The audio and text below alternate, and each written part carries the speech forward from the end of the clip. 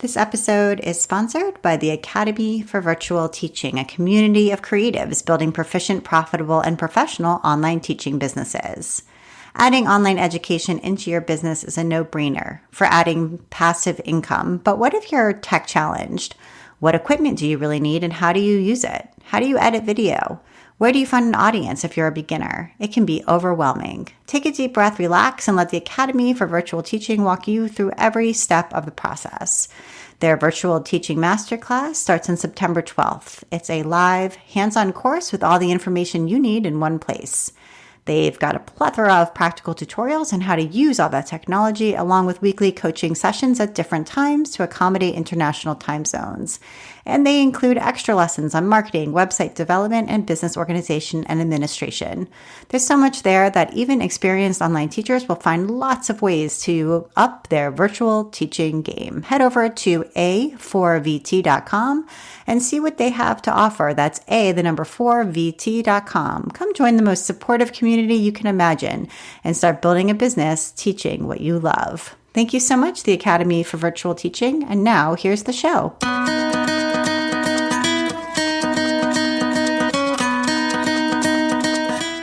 Welcome to episode 224 of the Craft Industry Alliance podcast. I'm Abby Glassenberg. Craft Industry Alliance is a community for craft professionals where you can strengthen your creative business, stay up to date on industry news, and build connections within our supportive trade association. Check it out at craftindustrｙalliance.org. Today on the show, we are talking about knitwear design with my guest, Julie Robinson. A more inclusive fiber industry isn't just possible, it's necessary. That's what Julie believes.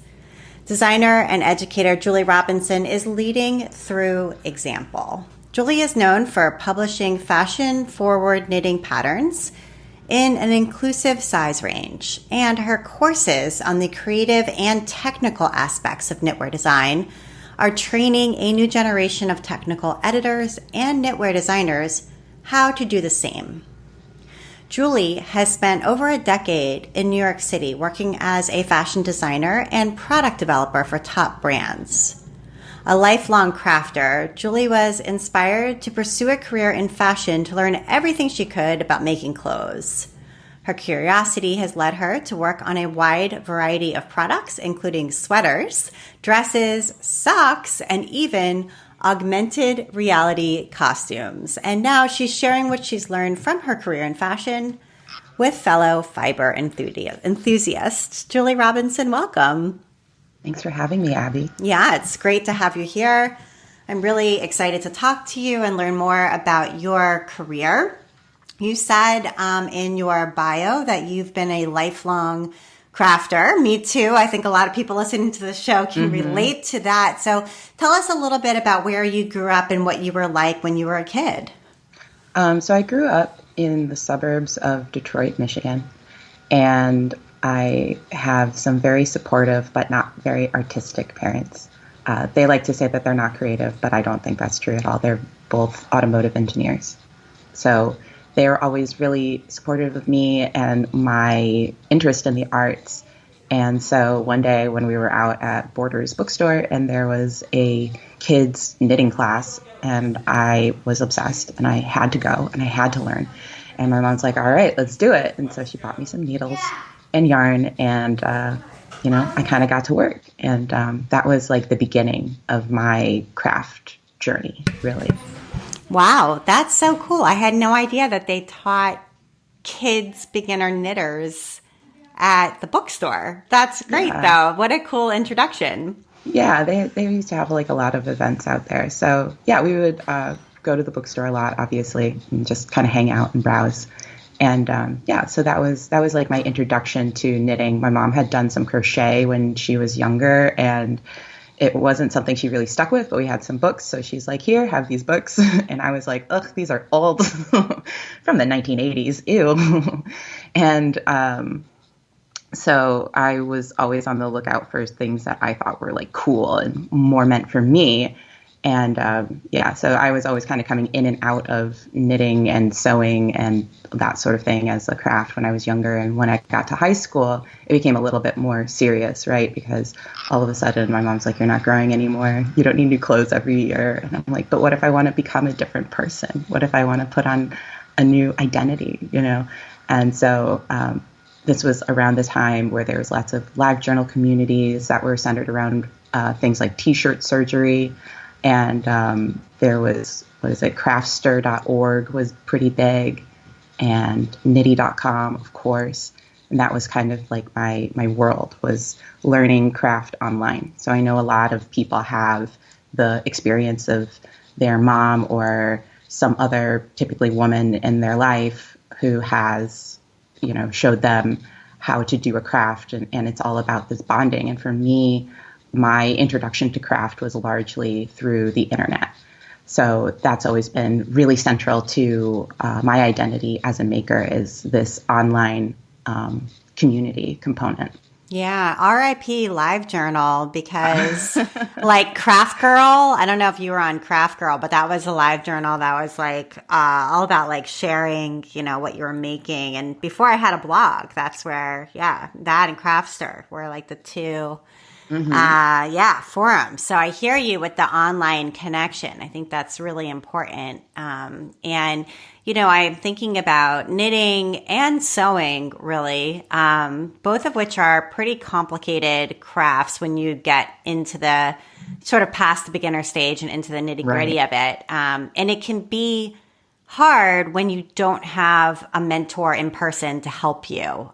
So did you feel kind of like you were able to really master some of this, or was it kind of frustrating because there wasn't necessarily someone right there to be like, oh, you dropped a stitch, let me show you what to do, It was a little bit frustrating because, a lot of people now have YouTube. And when I discovered YouTube and figured out that I could get tutorials from YouTube, that was like a game changer. It was always a little bit harder to try to like master certain skills, like you said, after you kind of get the basics.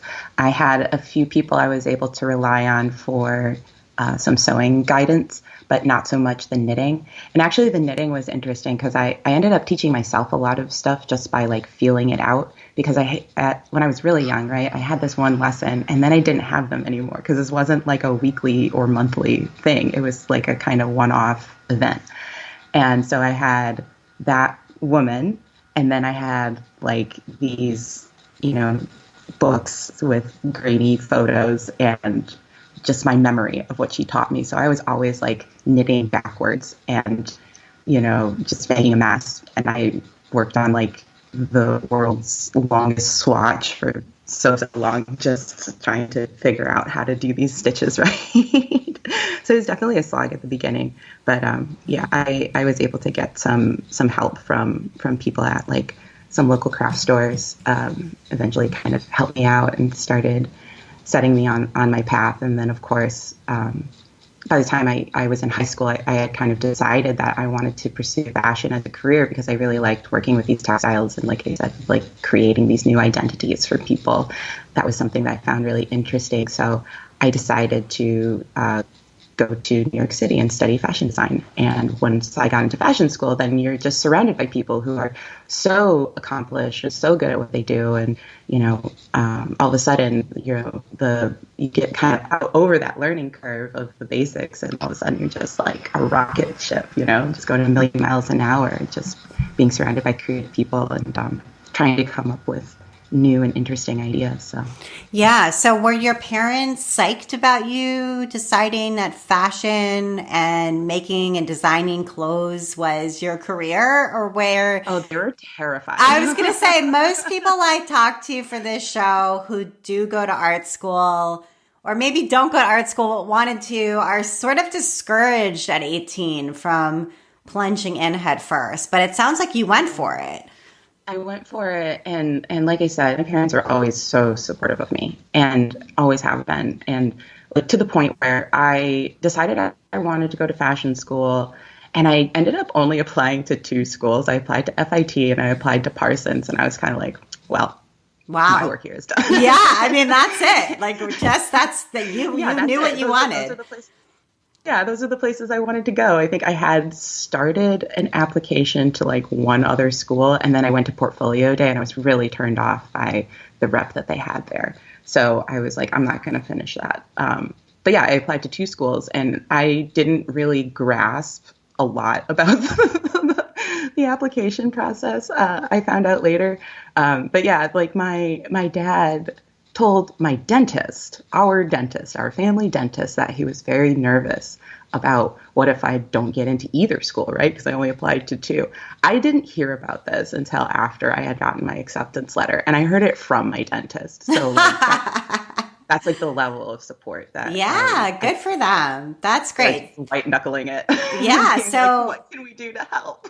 it sounds like you went to Parsons then, and Parsons. and that must have really been a big. I mean, you mentioned like that must have just really been a big change because you get there and you'd been kind of like figuring a lot of this stuff out yourself, doing things wrong, all of that, and here's all of these people who've dedicated their whole lives to doing this, exactly what you wanted to do. So do you remember those feelings from freshman year when you were first there and realizing all of this? Yeah, I mean, the first year you actually don't even do fashion work. At least you didn't when I was there. They have the curriculum is based loosely on the Bauhaus style. So your first year is called Foundations, and you do a lot of different things, and they make you work with all sorts of different kinds of media, and you're supposed to think deeply about what your purpose and what your calling is. And I was kind of like, most of my fellow students were the same way, where they're like, I'm here to study fashion. We all watch Project Runway. It's kind of like that time. And but when I finally got to the fashion first year, so like my sophomore year, it was really challenging because it was a very demanding curriculum. But I learned a lot being there, and getting to be in New York City in the garment district, because the fashion buildings were still in the garment district then. And you're just in the center of all of it. You just dive in. And do they teach you kind of like entrepreneurial or business related skills in a program like that? So that I'm curious about when you come out. I've talked to a lot of people who come out of art school and they're kind of like, yeah, I knew how to be a printmaker, but I didn't know anything else about how to make a living as a printmaker or something, So what was that like for you at Parsons? Was there a business track or kind of skill set that you got? I did not. Not really. Like, they make you take one business class, and it was kind of a joke. Very basic business concepts, of course. But I feel like what I've learned a lot about, being in business is like, that stuff is really only going to get you so far. And you really needed to be like focusing on your network.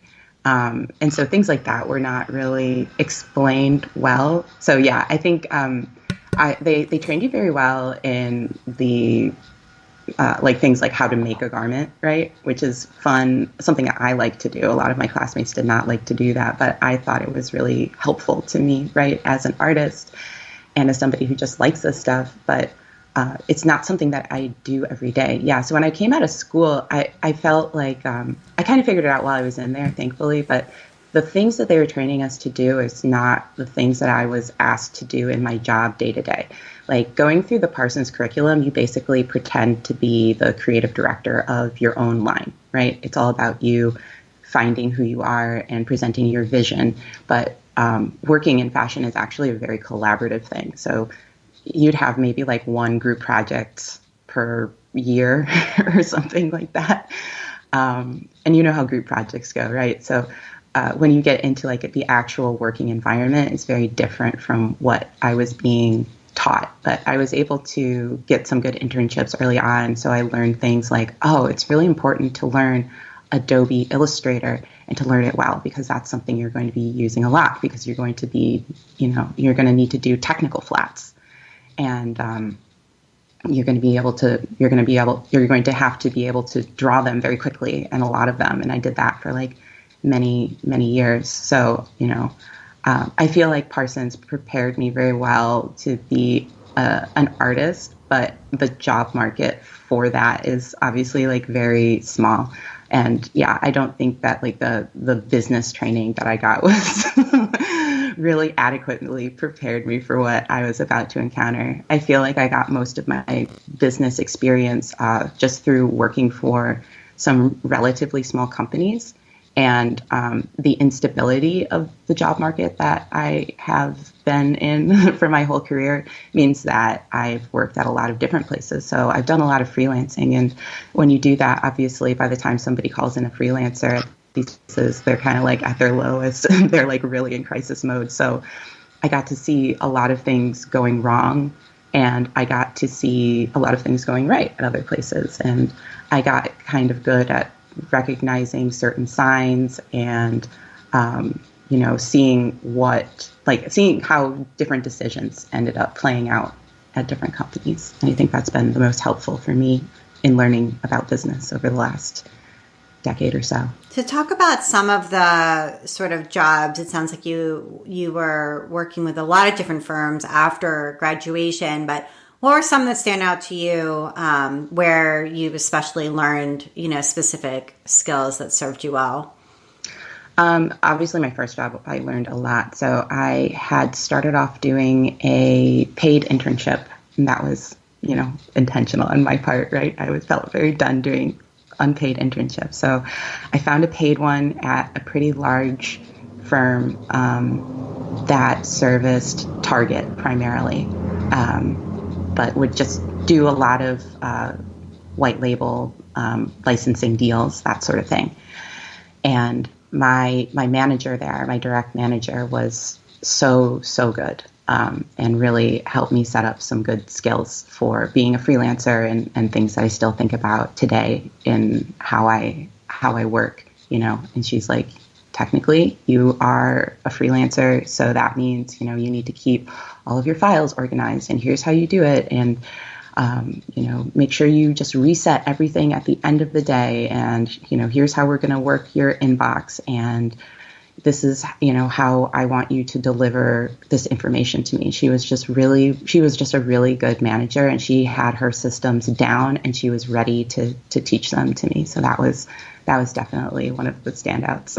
Yeah, that sounds great. Wow, and a rare person who's so willing to train somebody. And so how soon after you entered the job market did you start Julie at Work or your own kind of brand? I've always had like a little side hustle. So I started doing these knotted jewelry and these eventually wall hangings when I was still in school. It was something I was playing at, and I would occasionally go to different marketplaces that were like weekend markets sometimes in Brooklyn.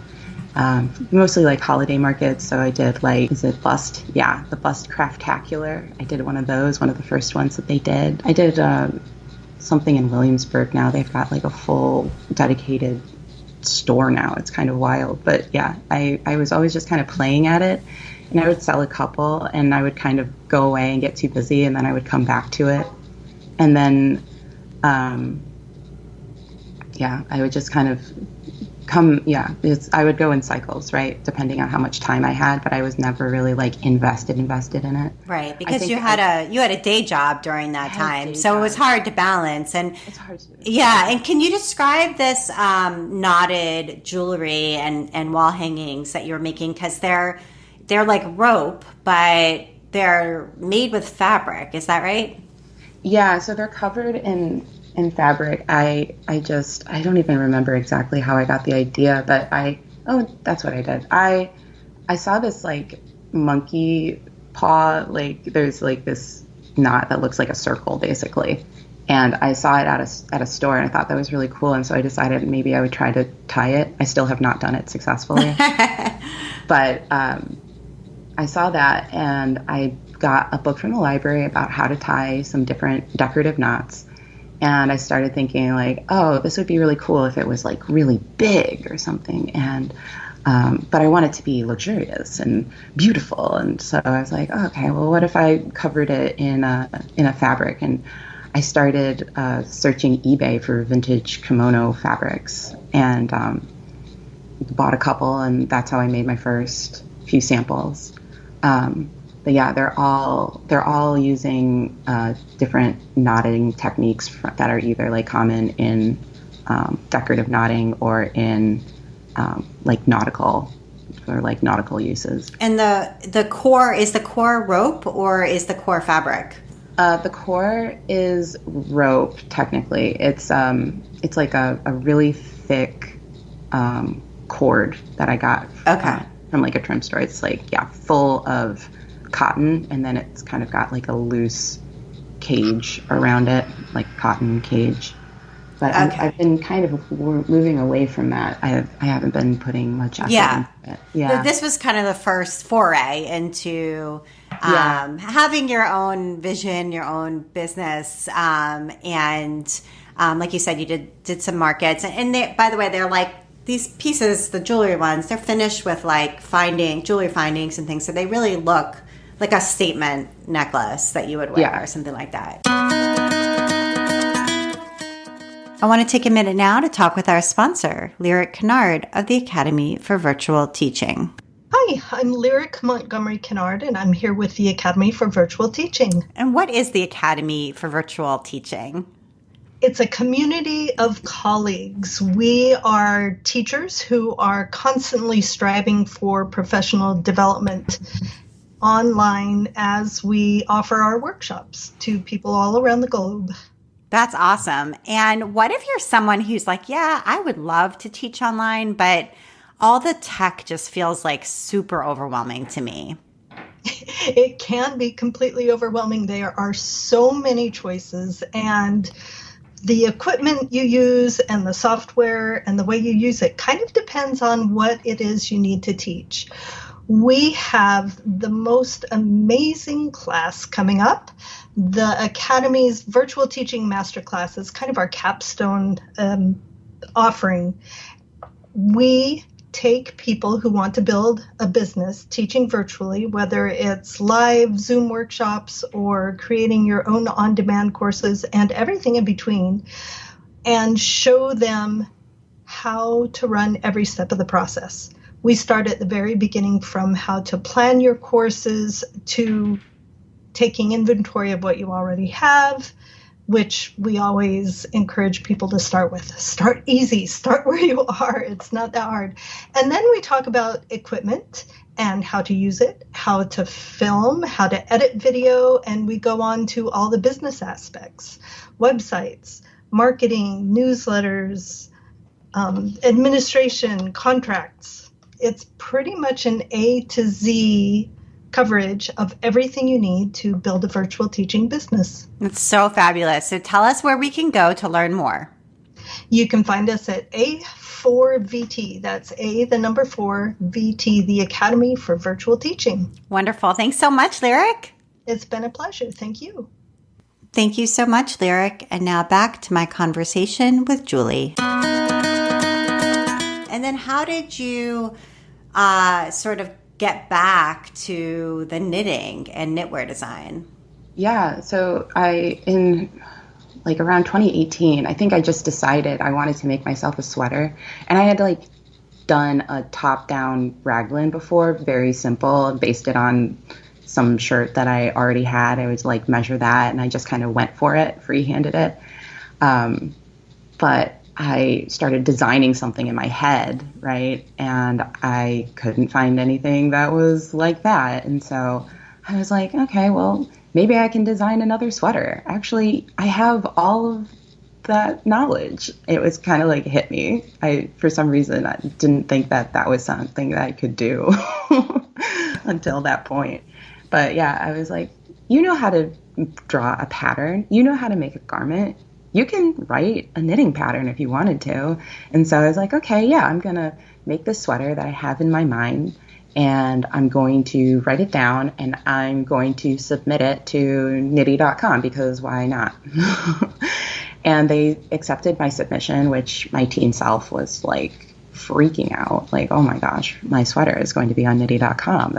There's nothing cooler in the world. And I learned a lot from that. Yeah, and that was kind of how I came back to knitting. And I started thinking like, okay, well, if that worked out well, maybe I could do some other things in knitting. And I think shortly after that, I found myself again kind of like in between jobs. And this was like around the time there started to be some bubblings about people realizing that, racism is a thing. And like, fat people have been, just excluded for years from the knitting industry. And so people are talking about that stuff. And I saw somebody ask for a teacher to teach people about pattern grading. And I was like, yeah, I can do that. I look at tech sheets all the time. I know what different sizes look like. I know how to create products for a large number of people. I can help you with this. And so that was kind of how I got into teaching. And where was that first class? Was that online or in person? It was online. Yeah, it was on the Tech Editor Hub. I started. Oh, sure. Yeah.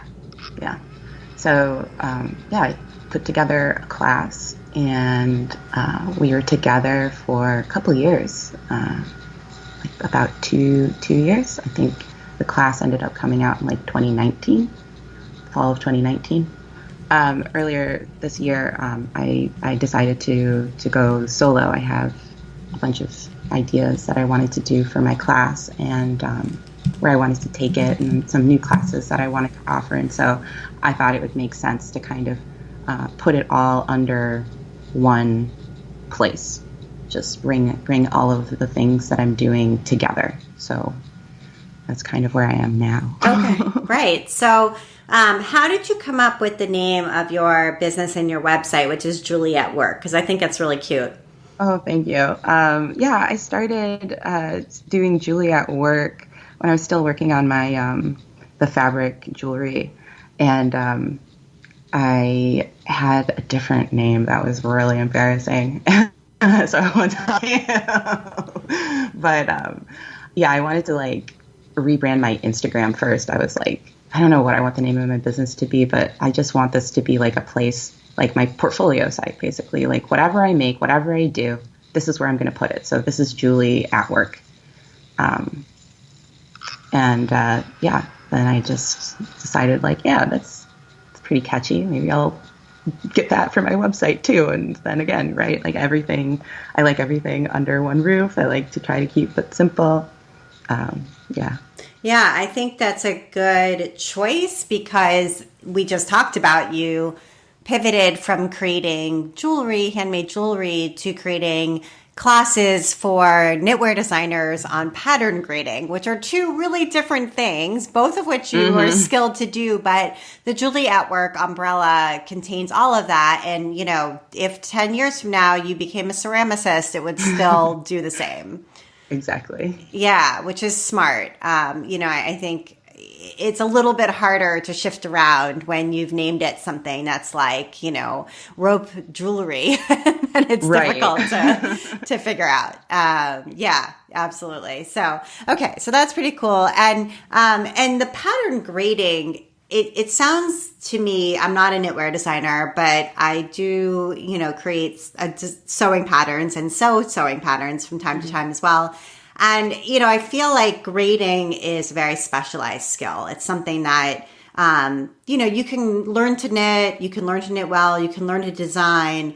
But when it comes to grading, that's like an advanced level skill. So when you think about grading and your students, would you agree with that it's pretty, I don't know, it's a next level, I guess, skill to learn? It is a next level. And yeah, I agree. And I definitely get like a lot of students who have been working on their knitting for a while. I think the major mind block that people run into when they start designing, obviously, is that now you have to take other people into account. And so what I always say is like, this is the mark of the true professional, is being able to design for others, right? Everybody who comes into my class is very skilled at designing for themselves, for their friends, for anybody that they can get in front of them physically, But now, like you said, you're taking it to the next level, and there's this like layer of abstraction. So it can be a little bit difficult because there's not a lot of hard and fast rules. So I feel like my job when I'm teaching is to try to like give people as much of a framework as possible, right? And kind of give them an order of operations and give them a lens to view their individual garment in, so that they can make the best choices for them and for the maker. Yeah, often I find people really want hard and fast rules, whether that's looking at copyright law or even like health and wellness, like, what do I eat or whatever it might be. I feel like there's something in the human mind that just really craves, like, what is the law? Like, what is it? And when you can't answer that, which most often when you have a sophisticated understanding of something, you can't. It's the best answer is it depends. Exactly. And that can really lead to frustration from adult students in my experience. Mm-hmm. Yeah. So yeah, exactly. I try my best to give them, like I said, it's like there are these orders of operations. And if you get to this point, now you need to ask yourself, a series of questions to figure out which direction we're going to go. You're probably going to choose this. You might need to choose this other thing though. Right. So just trying to like I said, get them into the flow. And so, I just recently did a little revamp on my class. So it's 6 weeks of instruction. And the idea is that you come in with your unique design, right? Or something maybe from a library of patterns that you've edited in the past. And you can bring that in, and it's a real world design, and you can see what happens, right? And you get confident working on something that you yourself designed. I also have like a whole library of designs that people can choose from. So they have like a few different constructions and different constraints as far as like needle size and what yarn you're using. So you can have like a more challenge, a bigger challenge if you need it. But I give them that. And so you're supposed to go through at least one pattern, right, in 6 weeks. And then after the instruction ends, I've been giving people a series of like times when they can just like drop in. It's like office hours, and they can just bring questions. You can start a new pattern, you can do a new project, and you can still work through it with me and get feedback and all that sort of good stuff. So yeah, it depends, really drives people up the wall, I know. But as soon as you give them at least like a map of some sort, right, it and instantly helps them feel significantly less lost, even if there's not a hard and fast answer, right? It's not yes, no, it's contingent on all of these other factors that are kind of going on around you. And when you look at the landscape for inclusive sizing within the hand knitwear world, in the years that you've been either observing or participating in it, have you seen change take place, or where do you feel like the biggest opportunity for change exists there? I've definitely seen some improvement. I've seen improvement in, a number of publications. Every person who decides to come to my class is like a testament that people want this, that they want to do this. And I think that's wonderful and beautiful. And it always excites me that, I have these people who are interested in learning these skills. Definitely seeing positive change. I think the biggest opportunities I see, there's still a lot of misconceptions about like who owns this. I think the way that collaborations are set up for designers and publications, I think there's some work that can be done there, because some publications will have a full set of size charts and things that they do for their grading, and they'll give them to you. And I always love that. And I think that's great, right? Like that's very much what I'm used to and what I would expect from my background is like you go to a different brand, they've got their whole thing kind of like figured out, and they have their grade rules and you follow them and you do not change them, right? These are something that have been worked on for a long time by people within the company, or, maybe some freelancers, some consultants. But they're unique to that brand, and that allows people to come to expect something. I find that with magazines in particular, they're a little more like loose on it. So they tend not to have size charts that they will send you. They'll be like, just use what you want to use, or they'll send somebody to any number of free resources that are available and say, pick one, right? And I don't particularly like that, because I feel like what you end up with is, you have this brand, this publication, and everything within it is like a question mark.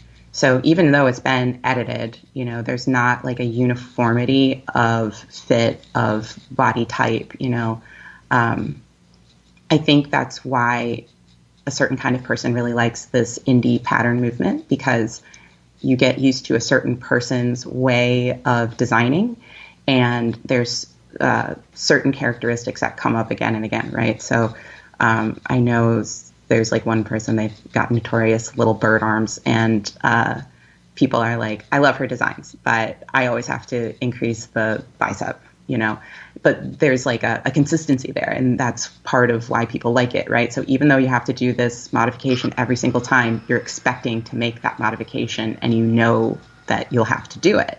Or that it fits you perfectly, and you buy stuff from this designer all the time. So I feel like that is a place that certain publications could be stepping up and saying that, like, yes, we collaborate with designers, but I think at the end of the day, that collaboration, what results of that is really the magazine, the product. And so that is the brand that's kind of leading to the customer. And so I feel like those publications should take a little bit more of a heavy hand in deciding what size chart should be used, and like how garments should be graded. Yeah, just as they're curating the aesthetic of that particular magazine. Mm-hmm. So, maybe it's all sort of a certain kind of modern look or romantic look or whatever it might be. And you come to expect, you're going to open this magazine and the patterns within are going to sort of align with what I would expect. What you're saying is the same should apply to the sizing charts there, so that it's not a hodgepodge of contributor, but is really that magazine's particular way of creating size charts, and you can always know that is going to align no matter who created the pattern. Exactly. Mm-hmm. Exactly. Yeah, that's interesting topic, and I feel like maybe that extends to books as well, or certain book publishers as well. Yeah, maybe. Just to have that consistency there where you're working with different authors, but these are our guidelines, and so you're going to need to, sort of figure out from within there how yours will work or something like that. Yeah. Okay. Yeah. That's an interesting thought too. Cause I think that's what I get a lot from my students is they say, I don't know where I'm supposed to get these things. Like, how am I supposed to find a size chart? And so, there's kind of like 3 that are super prevalent in the knitting industry. And so you do see a lot of consistency, weirdly enough, right? In certain ways, because a lot of people are referencing the same charts, especially when they like start out. But yeah, I think that's something that a lot of my students struggle with is that's like a step beyond just grading, right? Is to create your own size chart. And how do you do that? I see so many people do this constantly, and I always am really excited that people want to do this kind of work, but like doing a really comprehensive survey is so hard.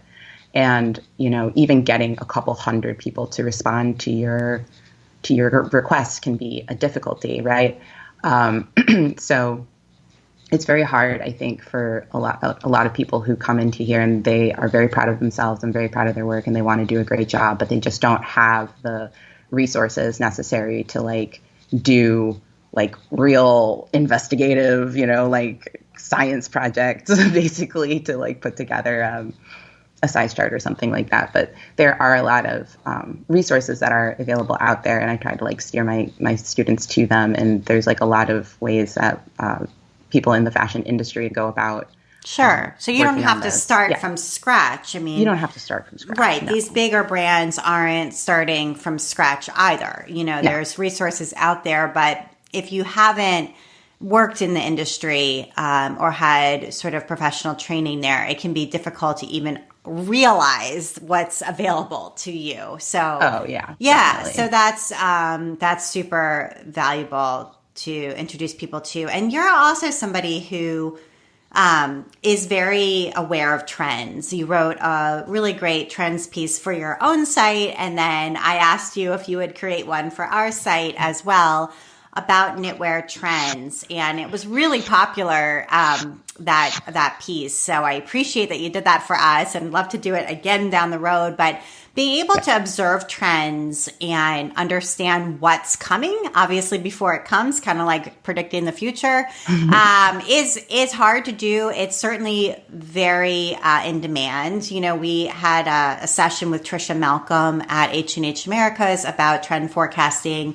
I think it was one of the most popular. I mean, it was completely packed in there. And for good reason. This is something that really applies to all businesses, whether you're, you know, an individual designer or head of a really big company in the crafts industry. So I'm imagining you have just a personal interest in trends and some professional training in it as well. But maybe you can help listeners understand a little bit about where they should look or how they should start to think about observing what trends are coming. Okay, yeah. I do love trends. I love trends personally and professionally, absolutely. That's like one of my favorite things about starting a new collection is doing the trend research. So what I like to say is like you need to take like a really wide lens. That's what I like to do, at least, is take this wide lens and you're looking for trends all over the place. Like if you are on social media, that's great. You should be like collecting little things and like tagging, bookmarking pages and stuff. I think magazines, like fashion magazines, are probably one of the last places I'm really looking for trends these days. I'm really looking for what's on the racks in stores. I love to walk around stores and see what's out there and pay attention to kind of like what's been selling, what's not selling. You can do that online too, of course, seeing like what sort of styles are selling through and what is sticking around throughout the season. When you can take like a wide lens, and that's what I think it's really important and can really like transform trends for you, right? Where it's not just about like, I see this and now, X, happens afterwards. It's like, that's the part that kind of helps you start to contextualize, I think, and kind of understand how people are feeling. Because that's really what's always motivating us, right? It's our emotions. Where are we in our life? What do we need? That's what drives our purchasing. So, paying attention to just like current events is really important as part of trend forecasting, but that's kind of like a little bit more of an advanced move, I guess. Yeah, but focusing on what people are wearing on the streets and seeing what's in stores is like a really good place to start. And you can kind of see what's popular. Like if you've never been really privy to trends or you haven't really like paid attention to them, just try to keep your eyes open and like see what's out there and see how many things start to repeat. Because if you go to like maybe 4 stores in a row, you'll probably start to see some patterns, because that's really what I think trend reporting is. It's like about pattern recognition. Yeah, that's exactly what I was just gonna say. When I start to see something 3 times, I'm like, okay, that's a trend, right? So it's interesting, and I love your idea of the wide lens. So this could be like, you might see somebody on the street or somebody on TikTok, right? And then you could see it also in a store window, right? And then you could see it, maybe on the page of a newspaper or magazine, or maybe you see it, for sale in a store or something like that. So you just start to see things over and over again, whether that's a color or a style or whatever it might be. And that's when it sort of and I think you're right to say, like, noticing, right? Just actually taking the time to notice it and register it in your mind. Okay, that's something. Yeah, exactly. And it's such a funny time too. Like we're in a funny point in the trend cycle where it feels like it's going faster than ever, but also feels like it's going nowhere. Right. It's so flywheel. it's so like scattered, right? There's so many thousands of micro trends that it feels like there's no movement forward, which is interesting. Oh man, I don't love the micro trend idea. Like I thought I did, but then I kind of realized. So one of the things, obviously, when we start a new collection, I usually get some guidance from a trend hunting service such as WGSN, and they've got like a bunch of stuff, but every year it doesn't change substantially. It's kind of like that Devil Wears Prada thing, right? Where it's like florals for spring, how groundbreaking. But like seriously, every year it's florals for spring. It's white, it's eyelet, there's not this like seismic change that happens between every single season or even like, year to year. They're much more subtle shifts. And I feel like there's this really outsized reputation in fashion for, coming up with something new and different. And it's so devastatingly, different. And if you don't do, this exact thing, everyone's going to know. And I don't know, something bad's going to happen. But like, I think that trends should be fun. I don't think that you should like stress about them that much. Like, yeah, they can be a lot of fun. But the micro trends, I'm like, bringing micro trends out to the general public felt like seeing all the stuff that I saw on WGSN all the time and just like bringing it to like the mainstream, where it's like we have to pretend like this is new because I need to sell it to somebody as though it is new, even though it is just a white eyelet dress, same as we did last season, but this one's new. What am I going to call it? I'm just going to call it something slightly different. And so it's like, okay, maybe last year it was cottagecore and now it's, I don't know, like, it's vintage something or other. Like you twist it around. So you just spin a slightly different story and that makes it feel fresh again.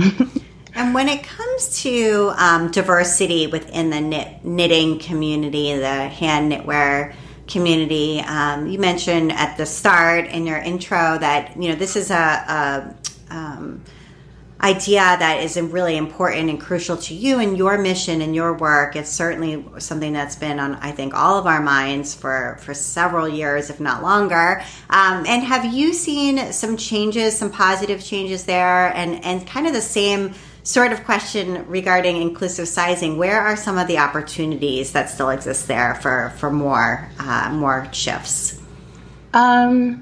Yeah, that one's harder to say. I think that there have definitely been more opportunities that have been made available to, me and certainly a lot of people that I know, and I love that for them.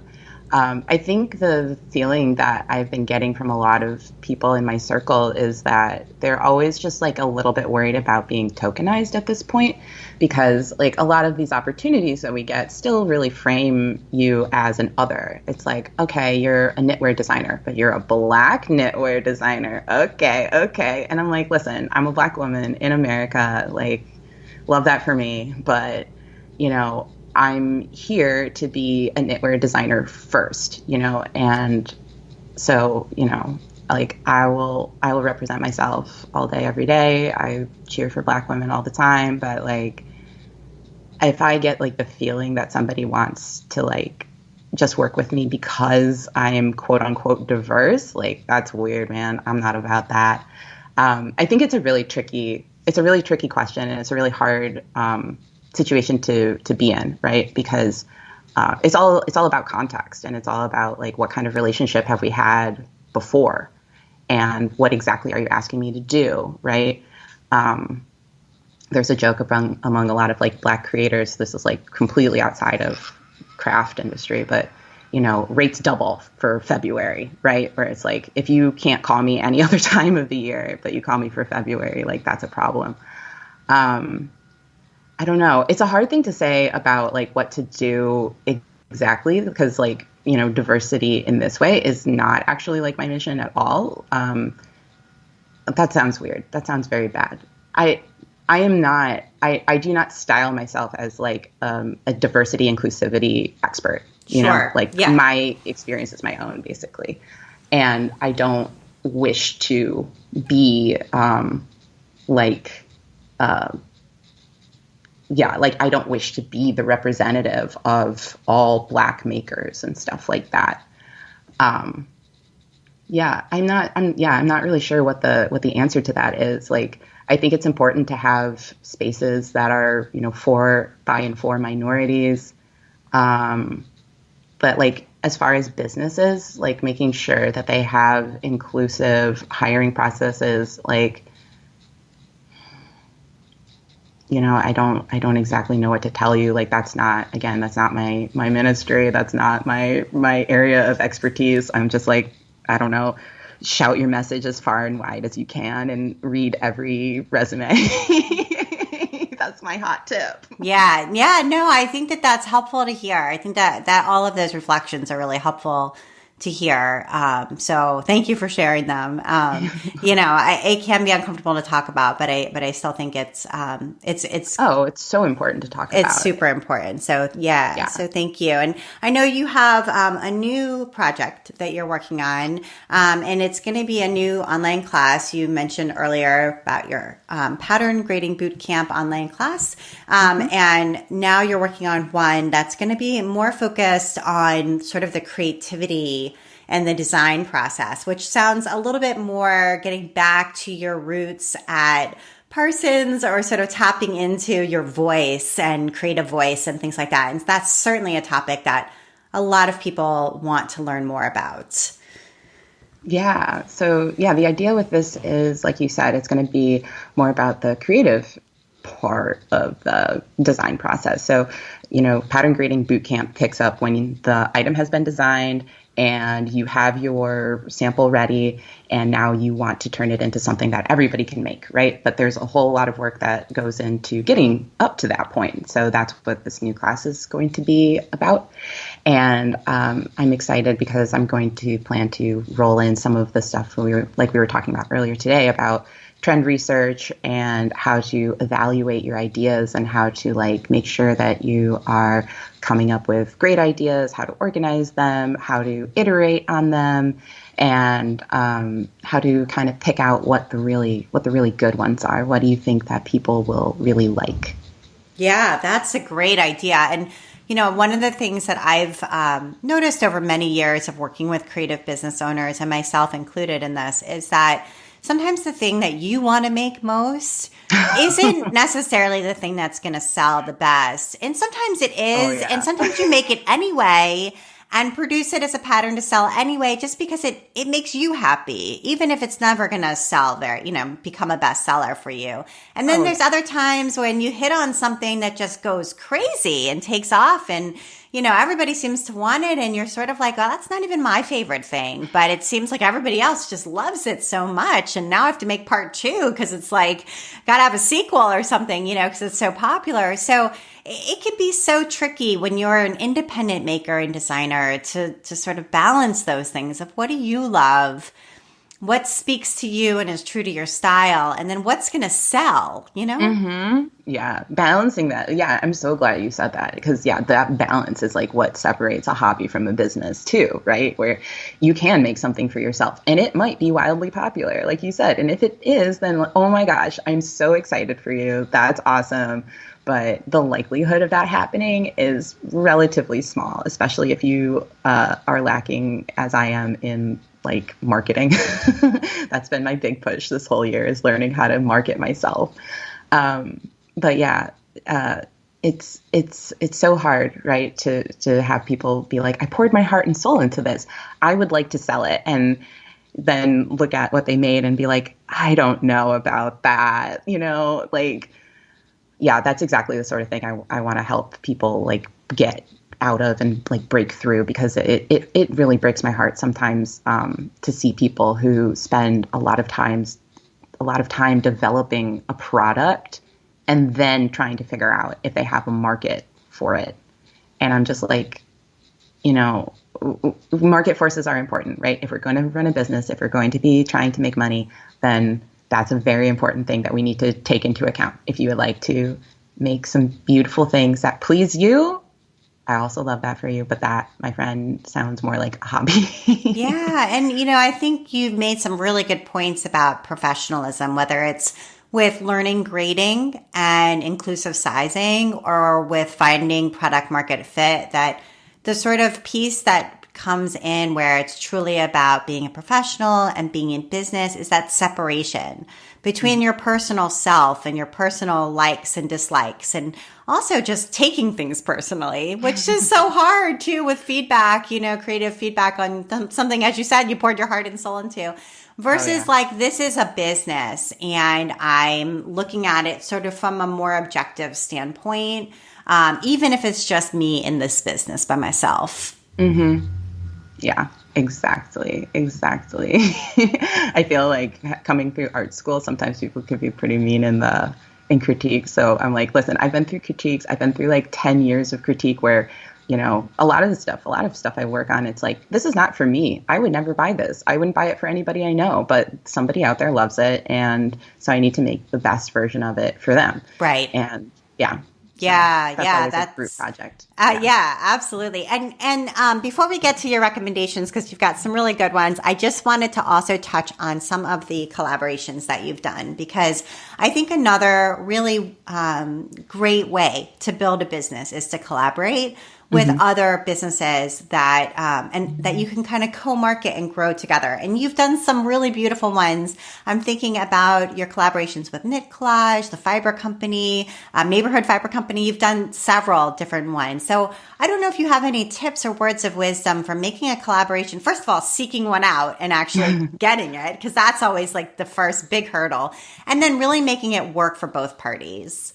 Yeah, I've had some really good experiences with my collaborations, like you said. Knit Collage has been probably my longest collaboration relationship, and I love working with Amy. She's really wonderful.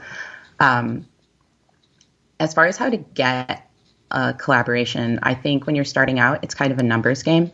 But the best thing that you can do is just come prepared and show people that you know what you're talking about.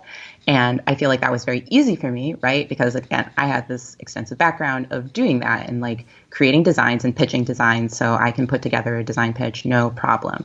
And I think with Amy, it was also like a really easy fit because we actually met at Vogue Knitting Live in New York however many years ago. And I looked at it and I was just like, wow, your booth really sticks out. And like, I complimented her on the booth and on her aesthetic, and we kind of hit it off, and we found out that we have this like shared background. So like, if there's anything like that, just like getting to know people on like a personal level can be like a good way to get your foot in the door. But then, following it up with like a really well thought out pitch for them for like their specific thing, I think can be really good. Caveat to that, obviously, is that some places have a whole process that they want you to go through as far as like how to pitch them. So like just keeping an eye out for those sort of calls. That's actually how I got in with the Fiber Company. It was they put out a call for independent designers and independent designs that they would provide yarn support for. And so I did that, and that's how that came about.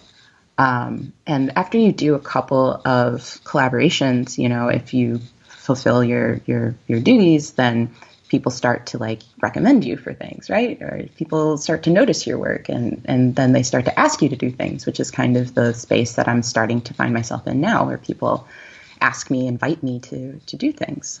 Yeah. And I think that your newsletter, when you were talking about focusing on marketing, your newsletter is wonderful. And for anyone listening who doesn't subscribe to Julie's newsletter, definitely go sign up. And, I subscribe to a ton of newsletters because I'm a huge newsletter junkie. And I feel like your newsletter really stands out as something where you have a unique perspective and point of view, and you're going to find that in your newsletter. It's not just marketing your work, which it is, but it's also really looking at your perspective on the fashion world, on the knitting world. And conveying that and knowing that that's going to be in there, I always open it because I'm like, I want to see, this is a unique and personal perspective on what's going on.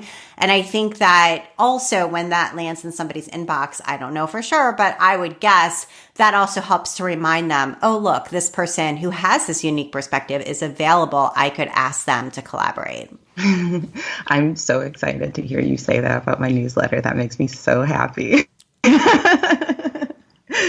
I love putting together my newsletter. I was always like really afraid of it for the longest time. And last year around December, I was like, I'm going to send out a monthly newsletter. That's what I'm going to do.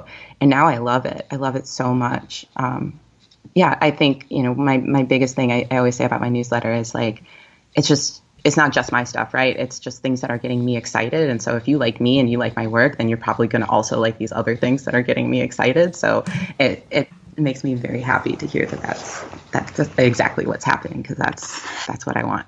Yeah, absolutely. So go subscribe. Okay, we want to come to your recommendations. Okay. So you actually wanted to recommend a newsletter, which I've heard about, and honestly, I don't know if I've ever actually read an issue. It's called Today in Tabs. Oh, I love Today in Tabs. I need to go subscribe to this one. Yeah. Yeah, Today in Tabs is like, it's just a very fun way. Like, Rusty, I think that's his name, the author of the newsletter, he just does a really good job of distilling everything that happened today or yesterday. There's usually about a 3-day float, right, on events, and he'll basically write top to bottom like a narrative about all of the things that happened, but they're all unified by something, by one of those events that have happened. And it's just everything that's going on in the news, whether it's silly or serious, and it always ends with like a song. It's just one of the most unique things that I've seen, and it's not like a listicle, it's not. It's kind of like anti-BuzzFeed, I guess, is kind of like a different way to put it, where everything is like about an information gap, or, making you want to like click on something. He's just, giving you great editorials that he's read, and, weird takes, funny memes. It's all in there. Yeah, it sounds really good. I'm going to subscribe. I get the Newsette, which is not quite the same sort of thing. It's a newsletter, I guess, for like millennial or Gen Z women, neither of which I am. But okay. But yeah, there's always good things in there, and it's definitely sort of a take on what's happening in the world right now. And there's always something in there that I'm like, oh yeah, I would have missed that otherwise. So, I love a good newsletter recommendation. You also wanted to recommend the Voxer app. Somebody tried to get me to download this app, and I was like, no, I'm resistant, but people love it. I do love it. Oh my gosh, I hate voicemail. My voicemail box is full. Nobody can leave me any more voicemails, but I love Voxer so much. My friend Anastasia Williams, she got me on it. She's like, just download it. And I'm like, I'll try it, I guess. And I was instantly addicted. I really only have like 3 people who I talk to on it, but I still love it. Okay, so that's another one. It's basically like a voice memo, like messaging app sort of thing. So it's just like a quick way to talk to somebody that's not a voicemail, but it is a voice message. Right, it's a voice message. I don't know why that distinction for me works, but it totally does. And I can just like leave her little quick things, or I can leave her like long 10-minute, Yeah. Whatever's on my mind. And then your last recommendation is that you have such good ones. I also have not seen this one before. It's called The Creative Independent. It's a blog and an Instagram account. Yeah. I think everyone's going to really get into The Creative Independent. It's good. They have so many awesome interviews with people who are writers, musicians, ceramicists, right? Like if you make something, you can probably get you can probably find somebody on there who's done it. But yeah, they always have really good pull quotes, especially on their Instagram from the different interviews that they do. And they've got a really rich back catalog. So Nice. If you need to like settle in and get inspired, I think that's your first step. Yeah, that's a good one to check out. Well, Julie, thank you so much for taking the time to be on the Craft Industry Alliance podcast. I really enjoyed talking to you. Well, thanks for having me, Abby. This was fun. And you've been listening to the Craft Industry Alliance podcast. I'm Abby Glassenberg. This episode is sponsored by the Academy for Virtual Teaching, a community of creatives building proficient, profitable, and professional online teaching businesses. Adding online education into your business is a no-brainer for adding passive income. But what if you're tech challenged? What equipment do you really need, and how do you use it? How do you edit video? Where do you find an audience if you're a beginner? It can be overwhelming. Take a deep breath, relax, and let the Academy for Virtual Teaching walk you through every step of the process. Their virtual teaching masterclass starts on September 12th. It's a live, hands-on course with all the information you need in one place. They've got a plethora of practical tutorials on how to use all that technology, along with weekly coaching sessions at different times to accommodate international time zones. And they include extra lessons on marketing, website development, and business organization and administration. There's so much there that even experienced online teachers will find lots of ways to up their virtual teaching game. Head over to a4vt.com and see what they have to offer. That's4vt.com. Come join the most supportive community you can imagine and start building a business teaching what you love. Craft Industry Alliance is a community for craft professionals. When you become a member of Craft Industry Alliance, you get in-depth coverage of craft industry news, the opportunity to connect with fellow professionals for advice and support, and access to an educational library filled with ideas, tools, and resources to help you as you build your business. Join us at craftindustryalliance.org. Thank you so much, and I'll see you next time.